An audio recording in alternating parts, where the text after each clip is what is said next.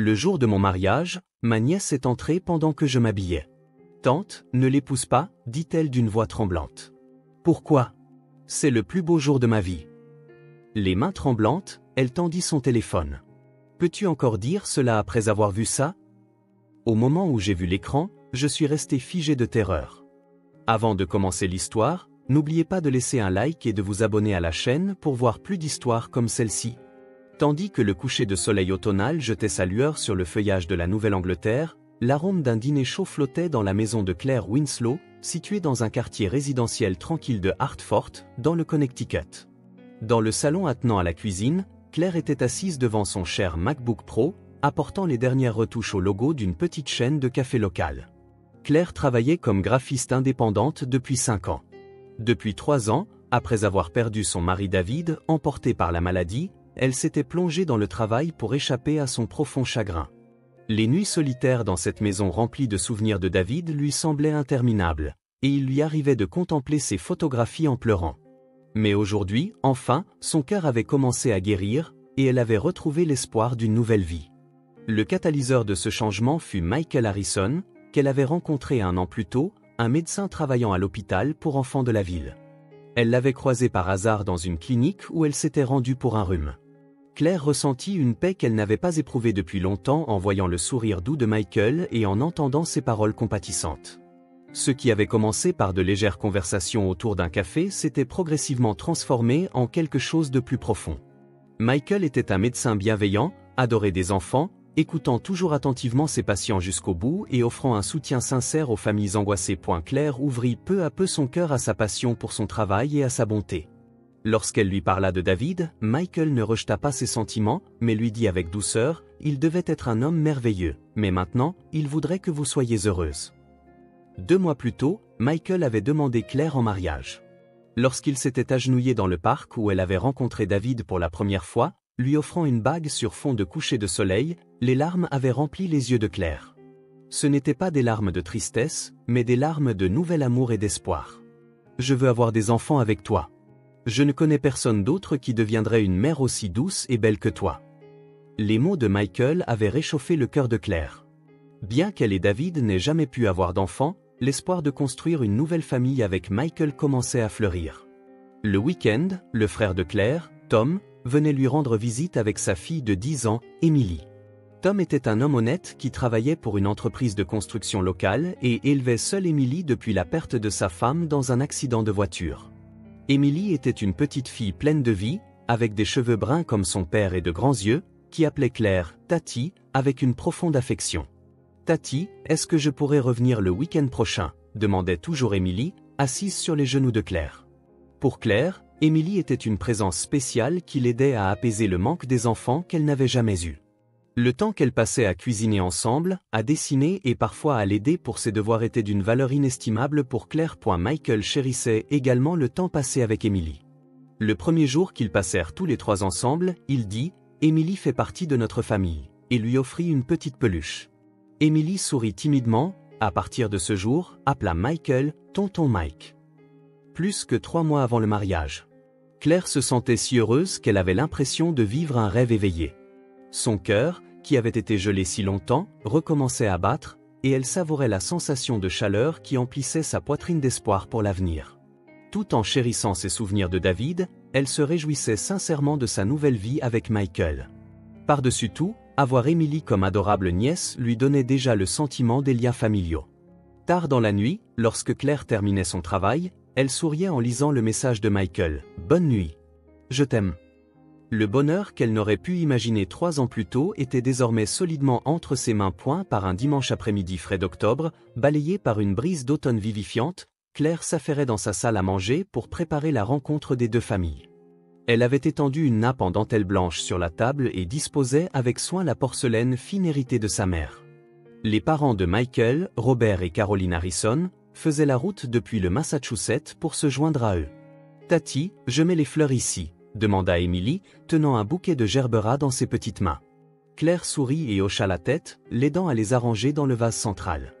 Tom était également arrivé en avance et ouvrait une bouteille de vin tout en lançant de légères plaisanteries pour apaiser la nervosité de sa sœur. « Comment sont les parents de Michael » demanda Tom. Claire s'arrêta et se retourna. C'est un couple très chaleureux. Son père est un ancien directeur de lycée à la retraite et sa mère est une ancienne infirmière. Il semblerait que ce soit sa mère qui ait influencé Michael à devenir médecin. À 15 heures précises, Michael arriva avec ses parents. Robert Harrison était un gentleman distingué aux cheveux blancs, et Caroline était une femme élégante au sourire constamment doux. La tension initiale se dissipa lorsqu'Emily accourut avec un sourire innocent en criant « Bonjour ». « Oh, alors c'est la petite Emily. Michael nous a tellement parlé de vous », dit Caroline en tapotant doucement la tête d'Emily. Michael s'agenouilla pour se mettre à la hauteur d'Emily et lui tendit un petit paquet. « Emily, nous allons être une famille maintenant. J'ai un cadeau pour toi. » Quand elle le déballa, elle découvrit un stéthoscope miniature magnifiquement conçu. Les yeux d'Emily pétillèrent, elle le passa immédiatement autour de son cou et se promena fièrement. « Est-ce que je pourrais devenir médecin, moi aussi ?» demanda Emily, et Michael répondit avec une expression sérieuse. « Bien sûr que tu le peux. Je suis sûr que tu ferais un médecin formidable, mais il faudra d'abord bien travailler à l'école. » Pendant le repas, la conversation coula de source.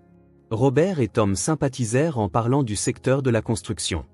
Tandis que Caroline s'intéressait au travail de design de Claire, Michael s'occupait constamment d'Emily, lui essuyant le visage avec une serviette lorsqu'elle se tâchait, sans montrer le moindre signe d'agacement. « Michael, tu aimes vraiment les enfants », dit Caroline en regardant son fils. « Je suis devenue pédiatre parce que j'étais attirée par la pureté des enfants. Surtout par la force de ceux qui luttent contre la maladie. Ils m'apprennent toujours énormément. » Les mots de Michael émurent tout le monde à table. Après le dîner, Michael prit la main de Claire et partagea ses rêves. « Je veux 3 enfants, des filles si possible. Si nous pouvions avoir des filles aussi douces et belles que toi, ce serait parfait. » Le cœur de Claire se remplit d'un bonheur chaleureux. Le souhait d'avoir des enfants, qui ne s'était pas réalisé avec David, pourrait peut-être se concrétiser avec Michael. Cet espoir s'installa dans sa poitrine. Et la semaine suivante, les préparatifs sérieux du mariage commencèrent. Le premier grand événement fut le choix de la robe de mariée. Claire se rendit dans le salon de mariage le plus réputé de Hartford avec sa meilleure amie, Sarah. « Cette fois, tu as vraiment trouvé le vrai bonheur », dit Sarah en serrant la main de Claire. Les 2 jeunes femmes étaient les meilleures amies du monde depuis l'université, et Sarah avait été le plus grand soutien de Claire lorsqu'elle avait perdu David. Quand Claire enfila la robe de soie d'un blanc pur dans la cabine d'essayage, elle fut captivée par son propre reflet dans le miroir. Le bustier orné de dentelle et la traîne qui s'étalait magnifiquement sur le sol la transformaient en une mariée radieuse. « C'est celle-là. Absolument, celle-ci », s'exclama Sarah en applaudissant. Ce soir-là, lorsque Claire parla de la robe à Michael, il sourit joyeusement. « Quelle que soit la robe que tu portes, tu seras la plus belle mariée du monde. » La visite des lieux se déroula également sans encombre. Ils choisirent une petite chapelle sur une colline à 30 minutes en voiture de Hartford. La lumière filtrant à travers les vitraux était magnifique, et le jardin offrait une vue panoramique sur les paysages époustouflants du Connecticut. « J'ai l'impression de rêver de pouvoir te faire mes vœux ici », murmura Michael en tenant l'épaule de Claire. Les invitations furent envoyées avec succès et des messages de félicitations chaleureux affluèrent de la part de parents et d'amis. D'anciens collègues envoyèrent des félicitations sincères avec des mots comme « Enfin, tu peux être heureuse ». Parmi tous ces préparatifs, ce que Claire attendait le plus, c'était le temps passé avec Emily. Lorsqu'elle décida que sa nièce de 10 ans serait sa demoiselle d'honneur, Emily sauta de joie. « Vraiment, c'est moi qui vais jeter les fleurs ? Oui, tu es ma précieuse famille. » Lorsque Claire serra Emily dans ses bras, des larmes de joie se formèrent dans les yeux de la petite fille. Le choix de la robe d'Emily fut également un moment délicieux. Quand Emily essaya une robe rose pâle, elle tourbillonna devant le miroir pour la montrer. « Tati, j'ai tellement hâte de te voir dans ta robe. Tu vas être la plus belle mariée du monde. » Les mots innocents d'Emily réchauffèrent le cœur de Claire. Michael sourit aussi tendrement en voyant Emily dans sa robe. « Toi aussi, tu porteras une jolie robe, Emily. Avec toi à nos côtés, notre mariage sera parfait. » En novembre, un mois avant le mariage, eut lieu la dernière grande préparation, la répétition. La famille et les amis proches se réunirent à la chapelle pour une simulation de la cérémonie. Emily s'entraîna sérieusement à répandre des pétales de fleurs dans l'allée avec un petit panier à la main. « C'est comme ça que je dois marcher », demandait-elle à plusieurs reprises, avançant prudemment à chaque pas. Son sérieux était adorable. « C'est parfait, Emily. » Claire applaudit et Emily bomba fièrement le torse. « Après la répétition, un dîner fut organisé pour la famille uniquement. Michael leva son verre en disant « Je suis profondément reconnaissant pour les vœux de chacun alors que nous commençons notre nouvelle vie ensemble demain. » Cette nuit-là, Emily dormait chez Claire. Lorsqu'elles se couchèrent ensemble dans la chambre, Emily était trop excitée pour dormir. « Tati, je suis trop excitée pour m'endormir en pensant à demain. »« Moi aussi. Mais nous devons bien dormir pour être prête pour demain. » Lorsque Claire embrassa le front d'Emily, la petite fille commença enfin à respirer paisiblement. Dehors, la première neige de décembre se mit à tomber. La poitrine de Claire se gonfla d'anticipation pour le jour le plus spécial de sa vie. Son cœur était rempli de bonheur. Le matin du 15 décembre, depuis la fenêtre de la chambre nuptiale adjacente à la chapelle, Claire pouvait voir le jardin devenu d'un blanc immaculé par la neige tombée la nuit précédente. La scène magnifique, digne d'un film, fit battre son cœur d'excitation. Le jour J était enfin arrivé. Claire se tint devant le miroir et prit une profonde inspiration. La coiffeuse, Linda, apporta la touche finale à la coiffure de Claire en fixant une épingle à cheveux nacrés. « Parfait, Claire. Tu es vraiment rayonnante aujourd'hui. » Vêtue de sa robe de soie d'un blanc pur, Claire était hypnotisée par son reflet. Le voile de dentelle tombait gracieusement sur ses épaules, et le collier de perles hérité de sa grand-mère brillait avec élégance à son cou. Il y avait là une beauté différente de celle de son mariage avec David, la beauté d'une femme mûre. Elle sortait son rouge à lèvres de sa trousse de maquillage pour les dernières retouches quand on frappa doucement à la porte. « Emily, entre. » Mais au moment où la porte s'ouvrit, Claire sentit que quelque chose n'allait pas. Emily, qui se serait habituellement précipitée en disant « Tati, tu es si belle », se tenait figée à l'entrée. Quand Claire se retourna, elle vit Emily, le visage pâle comme un linge. La fillette de 10 ans avait une expression bien trop sérieuse pour un enfant. Elle serrait la tablette de son père dans ses mains, tout son corps tremblant légèrement. « Emily, qu'est-ce qui ne va pas? Tu te sens malade ?» Claire tenta de s'approcher d'Emily, alarmée. « Tati !» La voix d'Emily tremblait. « Ne te marie pas !» Claire s'arrêta net. L'expression d'Emily était si grave, comme si elle portait un fardeau trop lourd pour un adulte. « Pourquoi ? C'est le plus beau jour de ma vie. » Claire s'agenouilla pour se mettre à la hauteur d'Emily. « Emily, que s'est-il passé ? S'il te plaît, dis-moi. » Les lèvres d'Emily tremblant, elle tendit à Claire la tablette qu'elle serrait. L'écran affichait un fichier vidéo avec un grand bouton de lecture bien en évidence. « Peux-tu encore dire la même chose après avoir vu ça ? » La voix d'Emily était pleine de larmes. Claire prit la tablette, confuse. En regardant le nom du fichier, elle vit la date de la veille. « Emily, qu'est-ce que c'est ? » « Hier soir, papa et moi sommes allés chez tonton Mike pour récupérer quelque chose qu'on avait oublié. » Et puis, Emily ne put continuer. Au moment où le doigt de Claire toucha le bouton de lecture, son cœur s'accéléra. Elle eut l'intuition qu'elle allait voir quelque chose de terrible. Mais en voyant l'expression sérieuse d'Emily, elle ne pouvait pas ne pas regarder. L'écran se mit en mouvement. Au début, l'image était sombre, mais en s'éclaircissant progressivement, le salon de Michael apparut. La tablette semblait être tombée dans un interstice du canapé, filmant la pièce sous un angle particulier. Michael apparut à l'écran, mais ce n'était pas le pédiatre doux que Claire connaissait. Il faisait les 100 pas dans la pièce tout en étant au téléphone, avec une expression irritée. « Oui, je sais. Le mariage est demain », pouvait-on entendre la voix de Michael. « Mais ne t'inquiète pas, tout se déroule comme prévu. » La personne à l'autre bout du fil semblait être une femme à la voix aiguë, que l'on entendait par intermittence. Claire eut le souffle coupé. Claire est complètement dupée. Pathétiquement naïve, continua Michael d'un ton moqueur. C'était une veuve solitaire, il suffisait d'être un peu gentil avec elle pour qu'elle tombe complètement dans le panneau. Les mains de Claire se mirent à trembler. Elle faillit laisser tomber la tablette, mais parvint à la retenir. « Ne t'inquiète pas pour l'argent. Une fois que nous serons mariés, les biens de cette femme seront à moi. L'argent de l'assurance vie que son défunt mari a laissé, plus les actifs de son entreprise de design. Ça fait pas moins de 5 millions de dollars au total. » Lorsque la femme à l'autre bout du fil dit quelque chose, Michael se mit à rire. Elle dit qu'elle veut des enfants, mais les enfants ne sont que des nuisances bruyantes. Sa nièce est une plaie, elle aussi. Une fois mariée, je compte bien trouver une excuse pour l'éloigner. La vision de Claire commença à se brouiller. Était-ce un cauchemar ? Le Michael qu'elle croyait si gentil et aimant les enfants prononçait des paroles aussi cruelles. Ne t'inquiète pas pour la situation dans la chambre à coucher, continua Michael. Une fois le mariage passé, je passerai immédiatement à la phase suivante. Peu importe à quel point cette femme est amoureuse, j'ai d'autres choses à faire. L'appel se termina et Michael se déplaça dans une autre pièce.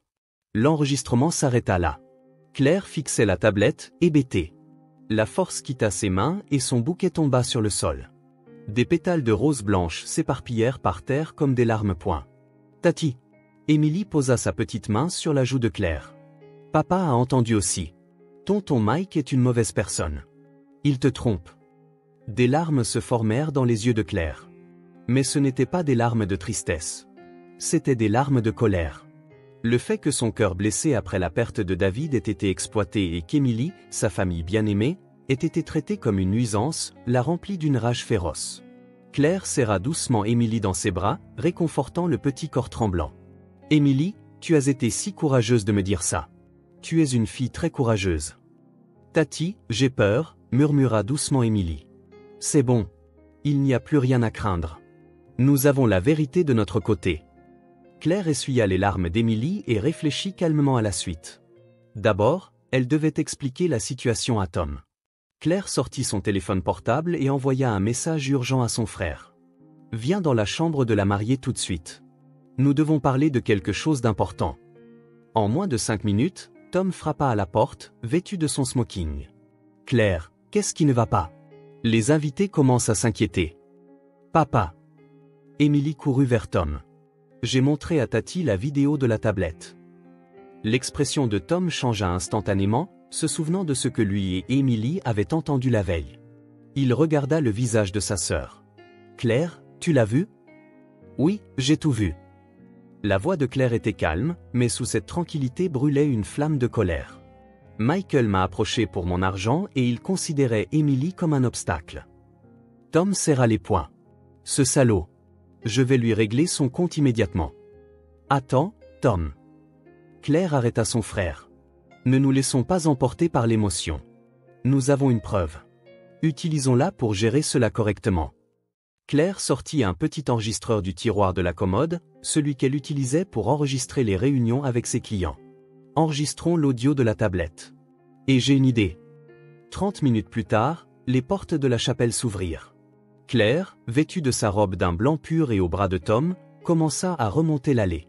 Les invités applaudirent l'entrée de la magnifique mariée, mais l'expression de Claire était différente de celle d'une mariée ordinaire. À l'hôtel, Michael attendait dans son smoking. Il rayonna en voyant Claire, mais ce sourire lui paraissait désormais complètement faux. « Tu es magnifique, Claire » murmura Michael. Claire ne répondit pas. Au lieu de cela, elle se tourna vers le prêtre et dit « Je suis désolée, mais je dois annuler ce mariage. » Un murmure parcourut l'assemblée. Michael fixa Claire avec une expression confuse. « Claire, qu'est-ce que tu racontes?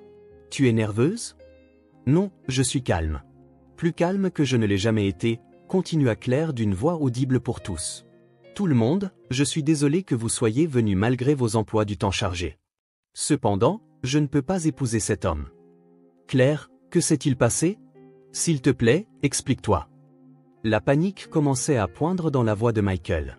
« Dois-je expliquer? » Claire sortit l'enregistreur de son sac à main. « Il se trouve que la conversation que tu as eue au téléphone hier soir a été enregistrée. » Le visage de Michael devint blême. « De quoi parles-tu? Il doit y avoir un malentendu. » Claire appuya sur le bouton de lecture. La voix cruelle de Michael résonna dans la chapelle silencieuse. Claire est complètement dupée. Pathétiquement naïve. C'était une veuve solitaire, il suffisait d'être un peu gentil avec elle pour qu'elle tombe complètement dans le panneau. Des exclamations de choc fusèrent dans l'assistance. Les parents de Michael regardaient leur fils avec des expressions d'incrédulité. L'enregistrement continua. « Ne t'inquiète pas pour l'argent. Une fois que nous serons mariés, les biens de cette femme seront à moi. L'argent de l'assurance vie que son défunt mari a laissé, plus les actifs de son entreprise de design. Ça fait pas moins de 5 millions de dollars au total. Arrête ça. » Michael tendit la main vers l'enregistreur, mais Tom lui attrapa le bras et le retint. « Il y a encore plus, » dit Claire, la voix tremblante de colère. « Tu as aussi parlé des enfants et d'Émilie. Elle dit qu'elle veut des enfants, mais les enfants ne sont que des nuisances bruyantes. Sa nièce est une plaie, elle aussi. Une fois mariée, je compte bien trouver une excuse pour l'éloigner. En entendant ces mots, tout le monde dans la chapelle regarda Michael avec mépris. Caroline, la mère de Michael, était si choquée qu'elle ne put se relever de sa chaise. « Est-ce que c'est vrai ?» demanda Robert d'une voix tremblante. Michael commença à se justifier. « C'est un malentendu. L'enregistrement a été modifié. Claire, tu as été trompée par des rivaux à l'hôpital. Ils essaient de me piéger. » Mais c'est alors qu'Émilie s'avança.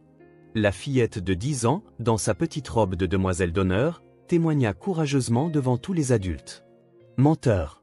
Quand papa et moi sommes allés chez toi, nous l'avons entendu directement. Tu es une mauvaise personne qui essaie de tromper ma tante et de lui voler son argent. » Le témoignage innocent d'Émilie convainquit tout le monde. Il n'y avait aucune raison pour qu'un enfant mente. À ce moment-là, les sirènes des voitures de police retentirent à l'extérieur de la chapelle. Des officiers en uniforme s'approchèrent de l'autel et sortirent des menottes. Michael résista désespérément, mais fut maîtrisé par 2 officiers. Il fixa Claire. « Claire, s'il te plaît. Notre amour était réel, n'est-ce pas? Cet enregistrement? L'amour ?» Claire sourit froidement. « Ce que tu ne sais pas, c'est que mon entreprise a considérablement grandi ces 3 dernières années. Les actifs réels dépassent de loin les 5 millions de dollars. Mais tu ne mettras jamais la main dessus. » Michael fut emmené, l'air désespéré. Les invités restants ne comprenaient toujours pas entièrement la situation, mais ils se mirent à applaudir les actes courageux de Claire et d'Émilie. « Claire, tu as vraiment bien fait, » dit Tom en serrant sa sœur dans ses bras. Émilie a été courageuse, elle aussi. Émilie prit la main de Claire et dit « Tati, je suis contente qu'on ait pu te protéger de l'homme effrayant. » « Merci, Émilie. C'est parce que tu étais là que j'ai été sauvée. » Caroline s'approcha de Claire d'un pas mal assuré. « Claire, mon fils, je suis vraiment désolée. Nous ne savions rien. Ne vous inquiétez pas pour ça. Ces actions ne sont pas de votre responsabilité, » répondit gentiment Claire. Le soir, après le départ des invités, Claire enleva sa robe de mariée et enfila des vêtements ordinaires. En se regardant dans le miroir, elle vit une personne différente de celle du matin. Non pas la femme faible qui avait été trompée, mais une femme forte qui avait affronté la vérité et avait su protéger sa famille. Assise dans le salon avec Tom et Émilie, buvant un chocolat chaud, Claire dit « Aujourd'hui était censé être le pire jour de ma vie, mais il s'est peut-être avéré être le meilleur. Je comprends vraiment maintenant qui est ma véritable famille. » Émilie s'assit sur les genoux de sa tante et répondit « Tati, restons toujours une famille. » Bien sûr, dit Claire en serrant Émilie dans ses bras. Les liens du sang ne suffisent pas à faire une famille.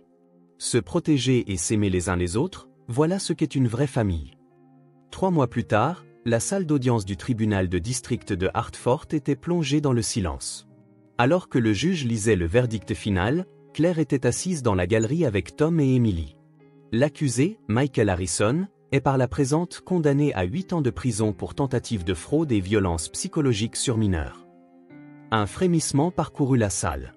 Michael baissa la tête au banc des accusés, toute trace de son ancienne assurance ayant disparu.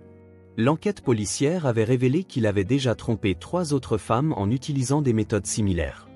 Des soupçons étaient également apparus quant à son approche inappropriée des familles de patients dans son ancien hôpital, ce qui avait entraîné la révocation permanente de sa licence médicale. Après le verdict, lorsque l'avocat de Michael lui demanda si elle souhaitait recevoir une lettre d'excuse, Claire secoua la tête. « Je ne veux plus rien avoir à faire avec lui. » Personne ne rendit visite à Michael en prison. Ses parents, profondément choqués par les crimes de leur fils, refusèrent de le voir. Il passa des jours solitaires dans une cellule d'isolement à la prison d'État du Connecticut. Pendant ce temps, la vie de Claire était remplie d'une nouvelle lumière. Après l'incident, l'attention des médias locaux se concentra sur son entreprise de design, et elle reçut beaucoup de soutien en tant qu'entrepreneur courageuse. En particulier, les demandes de femmes ayant subi des expériences similaires augmentèrent, et son entreprise continua de prospérer. 6 mois plus tard, en été, Émilie faisait des progrès constants grâce à un suivi psychologique professionnel. Au début, il lui arrivait de se réveiller en sursaut au milieu de la nuit à cause de cauchemars, mais avec le soutien aimant de Claire et Tom, elle retrouva peu à peu sa joie de vivre. Un jour de juillet, en faisant ses devoirs, Émilie dit « Tati, je veux devenir avocate quand je serai grande. Je veux faire un travail qui protège les gens des méchants. » Claire sourit. « C'est un rêve merveilleux. Je suis sûr que tu deviendras une excellente avocate. Je suis contente que tu aies été là cette fois-là, Tati. Si tu n'avais pas été là, je ne sais pas ce qui me serait arrivé. » Les mots d'Émilie réchauffèrent le cœur de Claire. « C'est moi qui ai été sauvée parce que tu me l'as dit. Nous nous sommes sauvés mutuellement. » En octobre, alors que l'automne s'installait, une petite fête fut organisée pour le 40e anniversaire de Claire avec Tom, Émilie et des amis proches. Le salon était décoré à la main et un dessin de famille fait par Émilie était accroché au mur. Sur le dessin, Claire, Tom et Émilie se tenaient la main en souriant. « À la tienne. » Tom leva son verre. « À ma sœur forte qui a surmonté les difficultés. Et à ma courageuse fille, santé. » Émilie leva aussi son petit verre. « À la tante la plus merveilleuse du monde. » Claire répondit, les larmes aux yeux. « Je trinque aussi. À la gratitude d'avoir trouvé ma vraie famille. » Cette nuit-là, Émilie resta dormir chez Claire. Avant de se coucher, Émilie dit, « Tati, la prochaine fois, tu pourras épouser quelqu'un de vraiment bien, n'est-ce pas ?» Claire caressa doucement les cheveux d'Émilie et répondit, « Je ne suis pas pressée pour l'instant. Le temps que je passe avec toi et ton père est le plus important. Mais si jamais je rencontre quelqu'un de vraiment merveilleux, je te le présenterai en premier. Promis ?» Émilie sourit, satisfaite. Dehors, la première neige se mit à tomber. 1 an exactement s'était écoulé depuis ce terrible jour de mariage. Mais maintenant, le cœur de Claire était rempli de paix et de gratitude. Les liens du sang ne suffisent pas à faire une famille. Les relations où les gens prennent soin les uns des autres, se soutiennent dans les moments difficiles et partagent la vérité, voilà ce qu'est une vraie famille, réalisa-t-elle. Dans une prison lointaine, Michael contemplait la même neige à travers la petite fenêtre de sa cellule d'isolement. Mais aucune famille chaleureuse ne l'attendait.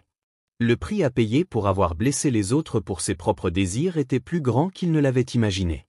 Claire regarda Émilie dormir paisiblement et se jura dans son cœur, « Je continuerai à protéger cet enfant, mon frère et moi-même, et je ferai ce que je peux pour empêcher d'autres de subir le même préjudice. » Le véritable amour, c'est souhaiter sincèrement le bonheur de l'autre et se soutenir mutuellement à travers toutes les difficultés. Claire l'avait appris, et cet amour était maintenant bel et bien présent dans sa vie.